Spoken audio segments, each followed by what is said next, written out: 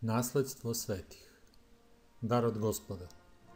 Hristos, samo Hristos i njegova pravednost osigurat će nam propusnicu za nebo. Gordo srce teži da zasluži spasenje, ali naše pravo na nebo i naša podobnost za njega temelji se na Hristovoj pravdi. Da bismo mogli postati članovi nebeske porodice, on je postao član zemaljske porodice. Bolje od prava na najotmenije palate na zemlji je pravo na stanove koje je Gospod otišao da pripremi. I bolje od svih reči zemaljske hvale bit će reči koje će Spasitelj uputiti svojim vernim slugama. Hodite blagosloveni Oca mojega, primite carstvo koje vam je pripravljeno od postanja sveta. Zašto treba da mislimo o svetu koji će doći? Isus je otvorio nebo našem pogledu i predstavio nam njegovu slavu da večnost ne bi nestala iz naših misli. Ako nebesku stvarnost budemo imali pred očima, onda će se i naše misli baviti Božjom prisutnošću. To će nam postati zaštita od prodora neprijatelja, dati nam snagu i sigurnost, uzdići nam dušu iznad svakog straha. Udišući atmosferu neba, nećemo moći da udišemo zagađeni vazduh malariju ovog sveta. Isus dolazi da nam ukaže na prednosti neba i prekrasnu sliku nebeske stvarnosti, tako da se naše misli bave lepotama neba i da se galerija naših sećanja ukrase slikama nebeskih i večnih prizora. Veliki učitelj je ljudima omogućio pogled u budući svet. On ga je stavio zajedno sa njegovim privlačnostima u domaše našeg pogleda. Kada bi mogao da veže naše misli za budući život i njegove blagoslove, kada bi nas mogao navesti da ga uporedimo s prolaznim brigama ovoga sveta, duboka razlika postala bi kristalno jasna našem umu, uticala bi na naše srce i dušu, na celo biće. Podsticaj za hrišćane. Ne bi se mogli zamisliti jači motivi, ni moćnije sredstva, izvanredni blagoslovi koje donosi pravedno ponašanje, zadovoljstva neba, društvo anđela, povezanost i ljubav sa Bogom i njegovim Sinom, uzdizanje i razvijanje svih naših sposobnosti tokom cele večnosti. Zar to nisu dovoljno snažni podsticaji i dovoljno ohrabrenje da svoje srce iz ljubavi stavimo u službu našem Stvoritelju i Otkupitelju? Ako Isusa sretnemo u miru i budemo spaseni, večno spaseni, bit ćemo najsrećniji od svih bića. O, biti kod kuće, gde nema bezbožnika da nas muči i gde umorni konačno nalazi svoj mir. Volim da posmatram sve što je lepo u prirodi i na ovom svetu. Mislim da bih bila savršeno zadovoljna ovom zemljom, okružena svim dobrima koje je Bog stvorio, kad sve to ne bi bilo uprljano prokletstvom greha. Međutim, mi treba da dobijemo novo nebo i novu zemlju. Jovan je to video u Svetom viđenju i rekao: i čuo glas veliki s neba gde govori: evo skin je Božji među ljudima, i živeće s njima i oni će biti narod njegov, i sam Bog bit će s njima Bog njihov. O, kakve li blažene nade, kakvih li slavnih izgleda! Stvarno je opipljivo mesto. Kakvog li izvora radosti za učenike u saznanju da imaju takvog prijatelja na nebu, prijatelja koji se moli za njih. Vidljivim Hristovim vaznesenjem promenili su se svi njihovi pogledi o nebu. Postala su drugačija sva njihova razmišljanja. Ranije su se njihove misli bavile nebom kao područjem koje je neograničeno prostorom, nastanjeno nematerijalnim duhovima. Sada je nebo bilo povezano s mislima o Isusu, koga su voleli i poštovali više od svih drugih, sa kojim su razgovarali i putovali, koga su dodirivali čak i posle vaskrsenja. Nebo više nikada nije moglo da liči na neki neodređeni, nerazumljivi prostor, ispunjen nedodirljivim duhovima. Oni su ga sada posmatrali kao svoj budući dom, gde njihov voljeni Spasitelj priprema stanove za njih. Bojazan da naše duhovno nasledstvo ne izgleda suviše materijalno, naveo je mnoge da duhovno tumače upravo one istine koje nas podstiču da mu prilazimo kao svom domu. Hristos je rekao učenicima da odlazi da im pripravi dom u kući Oca svojega. Na obnovljenoj zemlji izbavljeni će imati sva zanimanja i zadovoljstva koje su usrećivala Adama i Evu u početku, živeće edemskim životom, životom u vrtu i u polju. Neopisiva slava. Videla sam nenadmašnu ljubkost i slavu Isusa Hrista. Njegovo lice bilo je sjajnije od ponovnog sunca, njegova odeća belja od najbeljeg belog. Kako bih mogla da ti opišem slavu neba i prekrasnih anđela koji pevaju i sviraju na svojim harfama od 10 žica. Prekrasne prizore koje sam tamo videla nisam u stanju da opišem. O, kada bih mogla da govorim hananskim jezikom, tada bih mogla tek po nešto da kažem o slavi boljeg sveta. Jezik je potpuno nemoćan u svom pokušaju da opiše nebo. Kada se prizor pojavio pred mojim očima, zanemela sam od zaprepašćenja.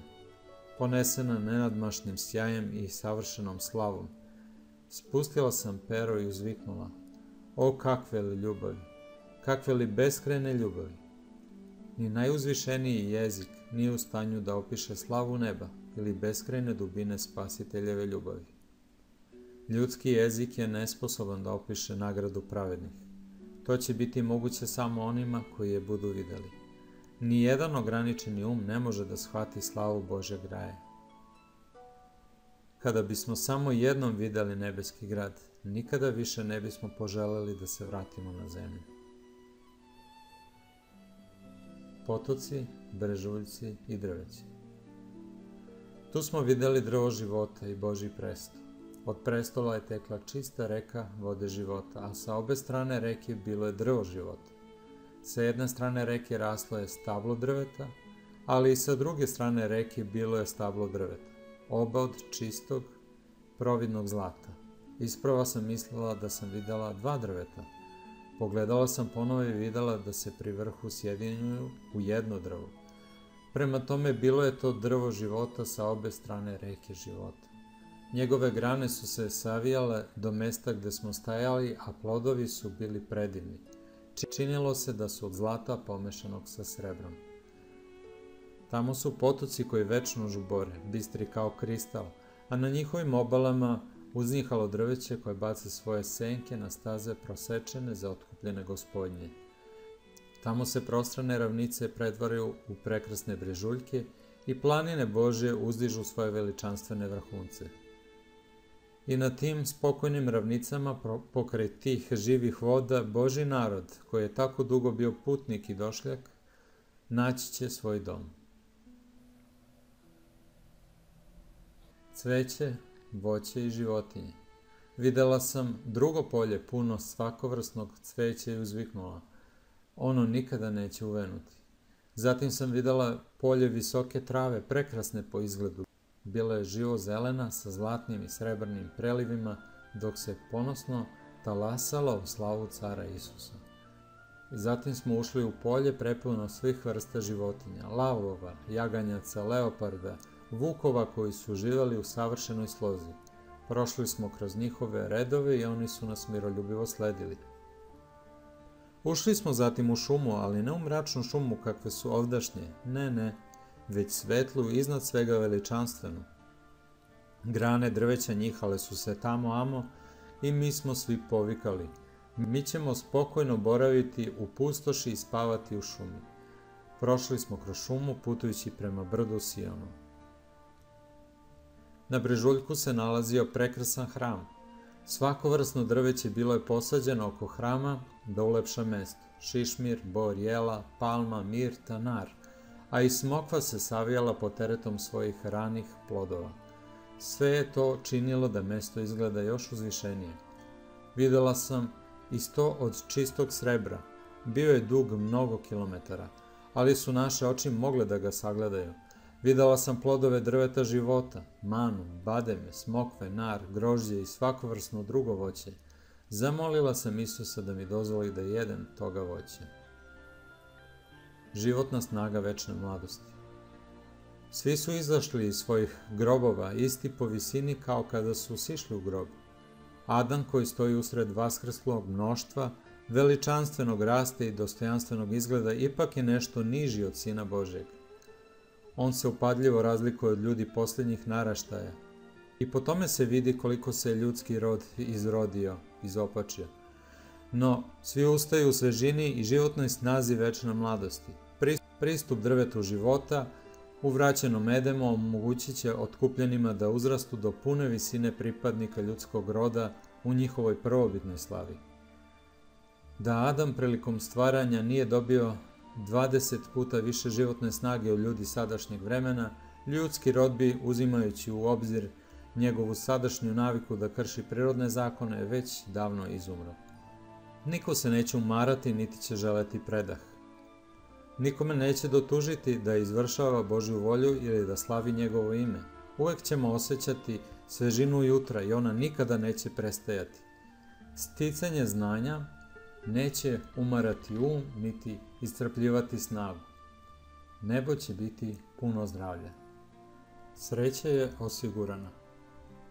Odgovarajući na njihova pitanja, Isus je podigao koprenu sa budućeg života. O vaskrsenju, rekao je on, niti će se ženiti, niti udavati, nego su kao anđeli Božji na nebu. Ima danas ljudi koji izražavaju svoje verovanje da će na novoj zemlji biti sklapanja brakova i rađanja, ali oni koji veruju u pismu ne mogu prihvatiti takva učenja. Doktrina da će se na novoj zemlji rađati deca nije deo najpouzdanije proročke reči. Drsko bi bilo da se upuštamo u pretpostavki teorije o onome što nam Bog nije objavio u svojoj reči. Mi ne smemo da se bavimo nagađanjima o svom budućem stanju. Oni koji rade za Boga ne treba da provode vreme u nagađanju kakve će okolnosti vladati na novoj zemlji. Drskost je upuštati se u pretpostavki teorije o onome što nam Gospod nije otkrio. On je učinio sve što je potrebno za našu sreću u budućem životu i mi ne smemo da nagađamo kakvi su njegovi planovi sa nama. Ne smemo ni da upoređujemo okolnosti budućeg života sa okolnostima sadašnjeg. Izbavljeni će sačuvati svoju ličnost i lik. Isusovo vaskrsenje bilo je slika konačnog vaskrsenja svih koji su počinuli u njemu. Lik vaskrslog spasitelja, njegovo ponašanje, njegov govor, sve je to bilo poznato učenicima. Kao što je Isus ustao iz mrtvih, tako će i oni koji spavaju u njemu ponovo ustati. Mi ćemo znati svoje prijatelje onako kao što su učenici poznavali Isusa. Oni mogu biti izobličeni, bolesni ili unakaženi u ovozemaljskom životu, ali ustaće u savršenom zdravlju i lepoti. Ipak će se u proslavljenom telu savršeno sačuvati osobenost njihove ličnosti. Isti oblik će izaći iz groba, ali će biti slobodan od svake bolesti i nedostatka. Nastavit će da živi, pokazujući iste individualne karakteristike, tako da će prijatelj moći da prepozna prijatelja. Tamo ćemo znati kao što smo sami poznati. Tamo će ljubav i saučešće koje je Bog usadio u dušu naći svoj najbolji i najlepši izraz. Rumena lica i odeća svetlosti. Kada je izašao iz ruku svoga stvoritelja, Adam je bio otmenog rasta i prekrasne građe. Bio je 2 puta viši od ljudi koji danas žive na zemlji i vrlo skladan. Sve je na njemu bilo savršeno i privlačno. Njegovo lice nije bilo ni belo ni žućkasto, već rumeno, blistavo od zdravlja. Eva nije bila visoka kao Adam, njena glava je dostezala nešto iznad njegovih ramena i ona je bila otmena po izgledu, savršene građe i vrlo lepa. Bezgrešni par nije nosio nikakvu veštačku odeću, pokrivao ih je ogrtač od svetlosti i slave, sličan onome koji nose anđeli. Sve dok su bili poslušni Bogu, obavijala ih je ta svetla odeća. Radost susreta sa svojom porodicom na nebu. Videli smo povorku anđela sa obe strane vrata i dok smo ulazili, Isus je rekao: "Uđite, blagosloveni Oca mojega, primite carstvo koje vam je pripravljeno od postanja sveta. Ovde vas on poziva da učestvujete u njegovoj radosti. A kakva je to radost? To je radost što vidi trud duše vaše, očevi. To je radost što vidi da su nagrađeni vaši napori, majke. Tu su vaša deca, a krune života su na njihovim glavama. Božji najveći dar je Hristos, čiji je život naš žrtvovan radi nas. On je umro za nas i ustao je za nas, da i mi možemo izaći iz svojih grobova i pridružiti se nebeskim anđelima. sresti se sa svojim voljenima i prepoznati njihova lica. Sličnost Hristu nije uništila njegov lik, već ga je preobrazila u njegovo slavno obličje. Svi otkupljeni, vezani čvrstom porodičnom vezom, ovdje će prepoznavati jedni druge. Spasenje beba i slaboumnih. Kad male bebe budu izašle besmrtne iz svojih prašnjavih postelja, smeste će odletiti u naručje svojim majkama. Tom prilikom će se sresti da se više nikada ne rastanu. Međutim, mnogi mališani ovdje nemaju majki. Mi ćemo uzaludno čekati na ushićenje pobjedničke pesme njihovih majki. Anđeli će zato uzeti mališane bez majki i povesti ih prema drvetu života. Neki su se pitali da li male deca, čak i vernih roditelja, treba da budu spasena jer nisu prošla kroz probu karaktera. Znamo da svi moraju da budu okušani i da njihov karakter bude ispitan. Postavljalo se pitanje kako bi mala deca mogla da prođu kroz tu probu i da budu okušana. Ja odgovaram da vera vernih roditelja pokriva i decu isto onako kao što se Božja osuda odnosila na prvence Egipćana. Da li će sva deca nevernih roditelja biti spasena? Ne možemo reći, jer nam Bog nije otkrio svoje namere u tom pogledu. Zato je najbolje da rešavanje tog pitanja prepustimo Bogu i da se bavimo onim što je On jasno otkrio u svoje reči. Što se tiče slučaja A, ti ga gledaš kakav je sada i oplakuješ njegovu zaostalost. On nije ni svestan da postoji greh. Božja milost će ukloniti tu nasleđenu, prenesenu slaboumnost i on će dobiti nasleđe među svetima u svetlosti. Tebi je Gospod otkrio razlog. A je kao dete što se tiče sposobnosti svog uma, ali je i pokoran i poslušan kao dete. Nagrada vernim majkama.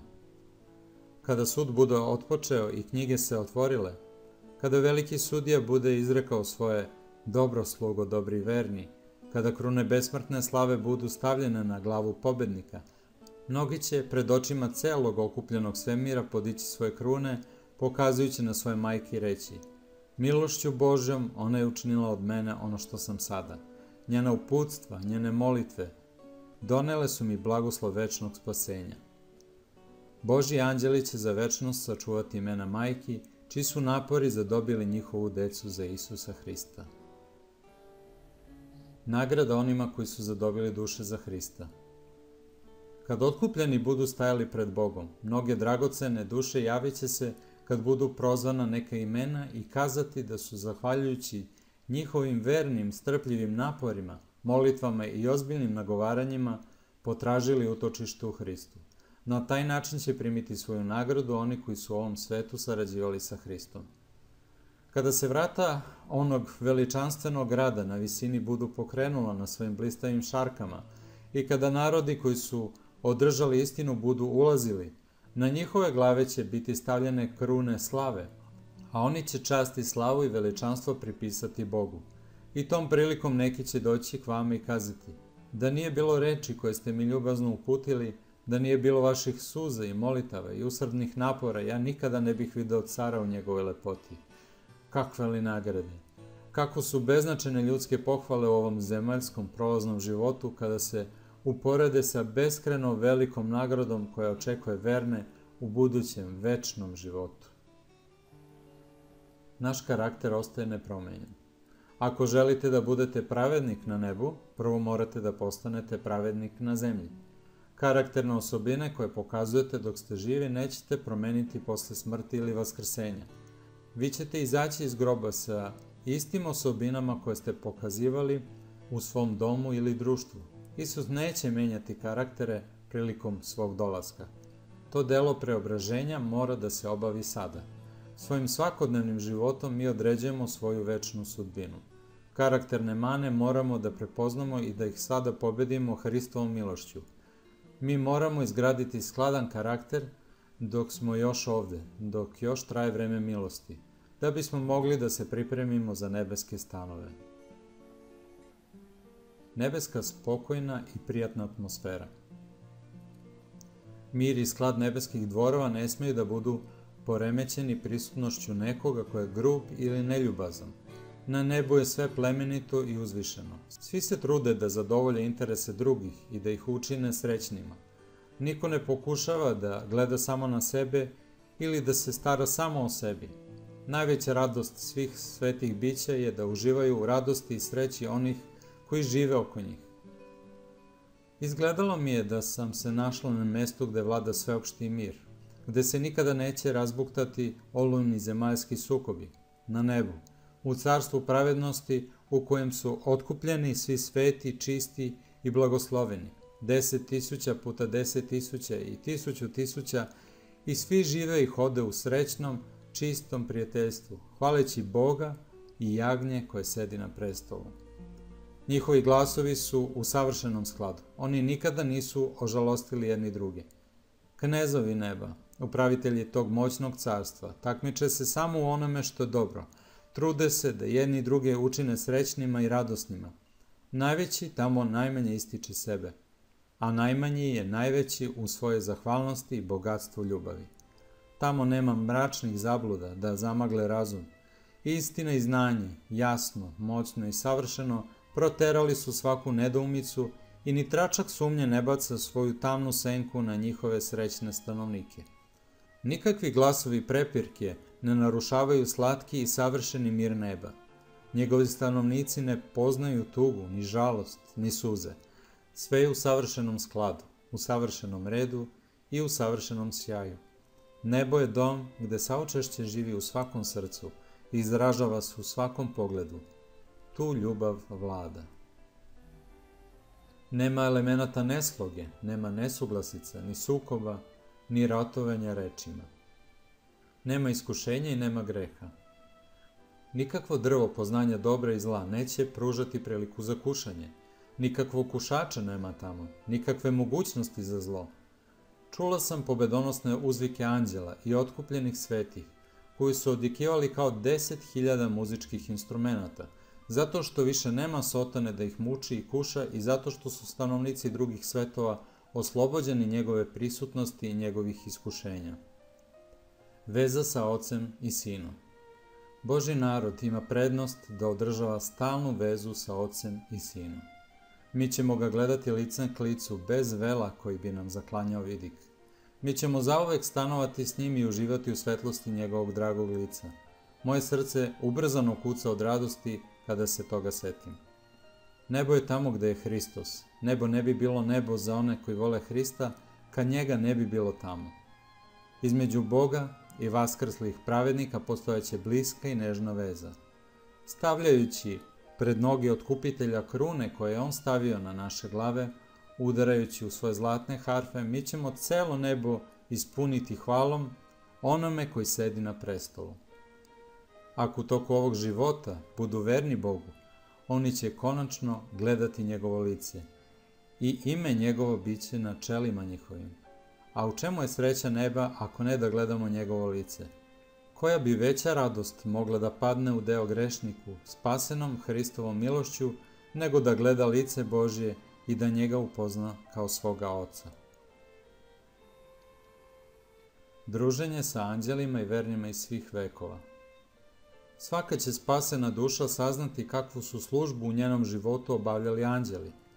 Kako li će to biti kad bude razgovarala s anđelom koji je bio njen čuvar od njenih najranijih dana, s anđelom koji je bdeo nad njenim koracima i zaklanjao njenu glavu u dan opasnosti, s anđelom koji je bio s njom u dolini sena smrtnoga, koji je obeležio mesto njenog počinka i koji će je prvi pozdraviti u jutro vaskrsenja, kad bude doznala istoriju božanskog mešanja u život pojedinca, istoriju delovanja celog neba u svemu što je učinjeno za ljudski rod.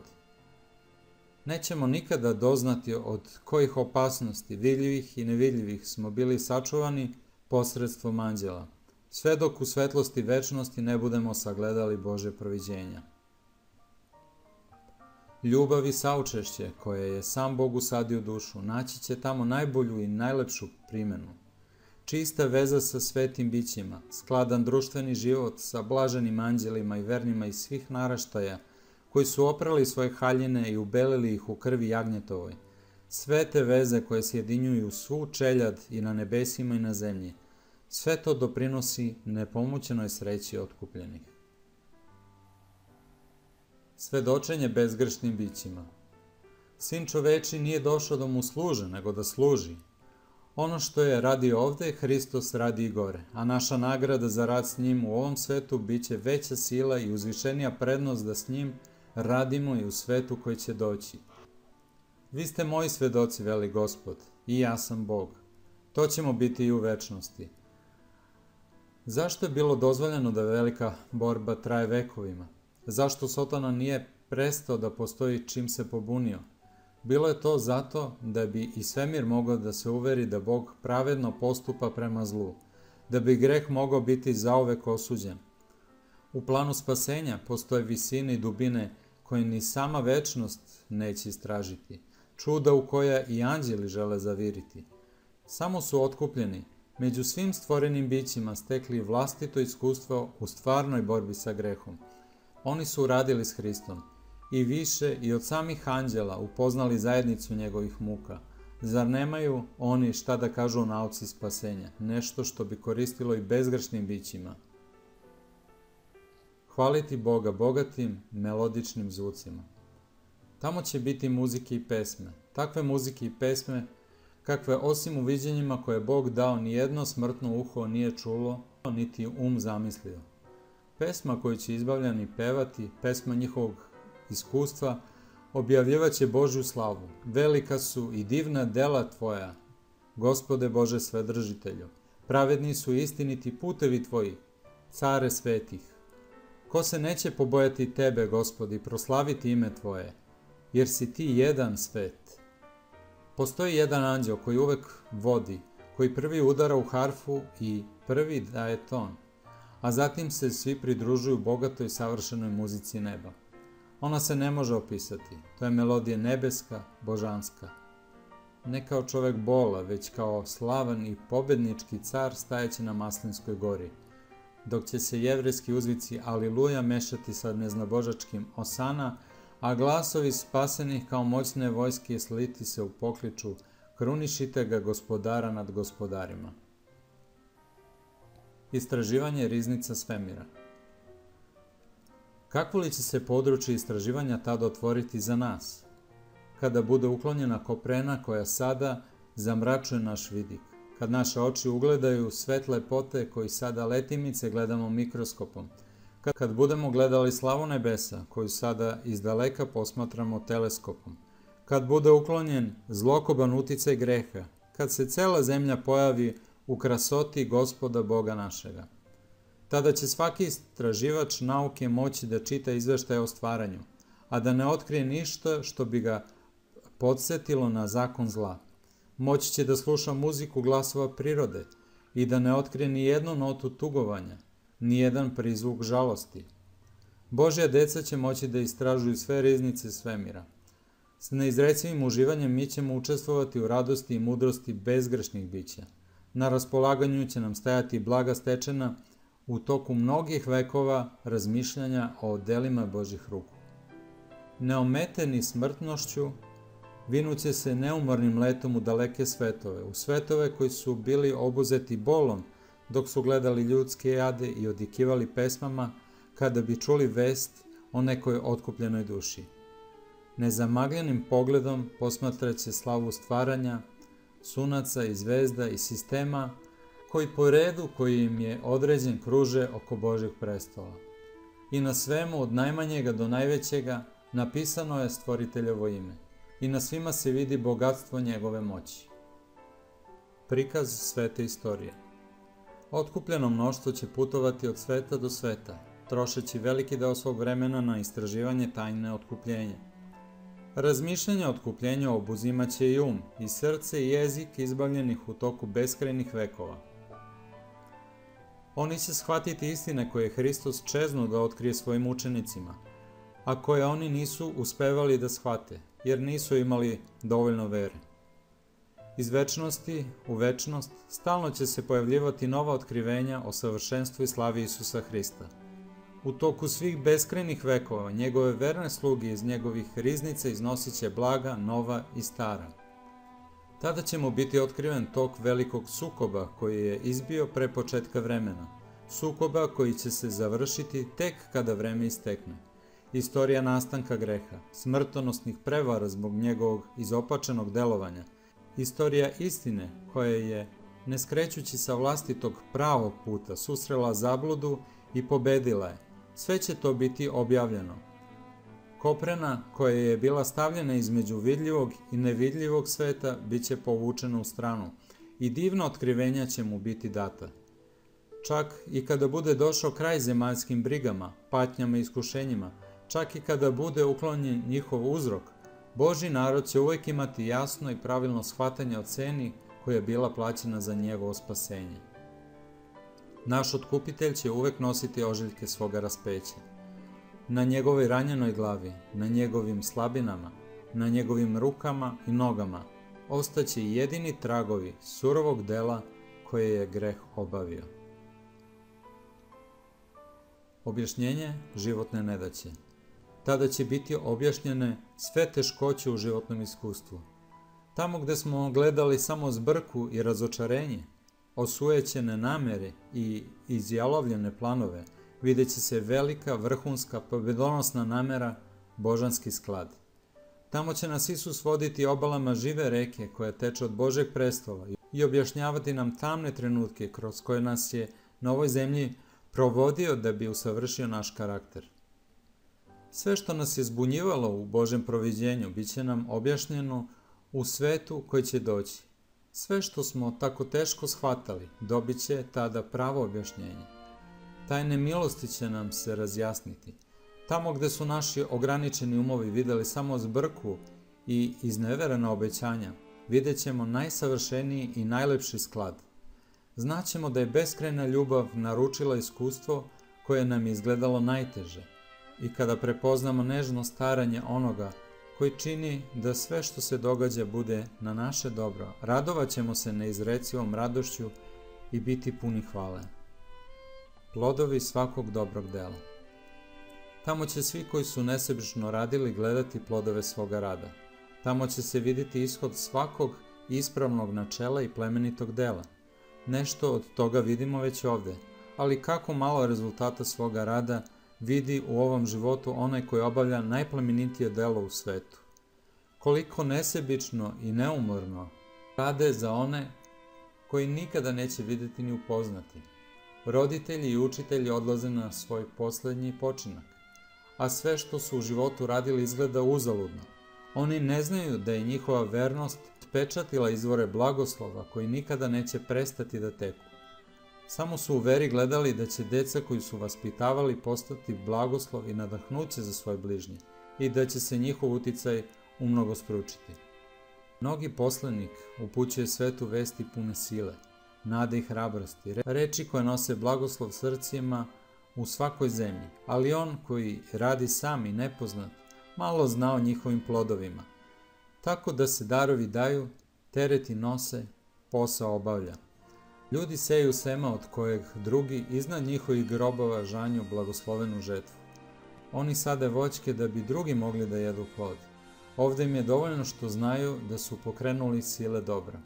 U večnosti će se videti delovanje i protiv delovanja svega. Naša radost će se stalno umnožavati. Ima tajni u planu spasenja.